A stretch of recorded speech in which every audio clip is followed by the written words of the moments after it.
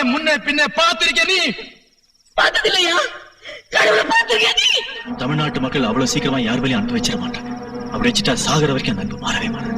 இந்த அன்பை தப்பா பயன்படுத்திட்ட தலைவருங்க இருக்காங்க. ஆனா தலைவனை ஏமாத்த ஒருத்த முடியல சார். என்னையா இது இந்த அளவுக்கு?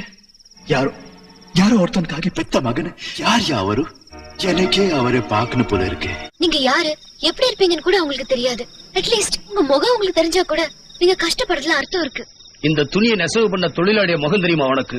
இன்னைக்கு நாம சாப்பிட்ட சாப்பாடை விதைச்சு அறுவடை பண்ணாலும் விவசாயி. அவன் முகம் தெரியுமா நமக்கு? நாம காலில் போட்டிருக்க செருப்பை தச்சானே உழைப்பாளி. அவன் முகம் தெரியுமா நமக்கு? தினந்தோறும் ஆயிரக்கணக்கான உயிர்களை பத்திரமா ஒரு இடத்துல இருந்து இன்னொரு இடத்துக்கு கொண்டு போறானே பஸ் டிரைவர். அவன் முகம் தெரியுமா நமக்கு?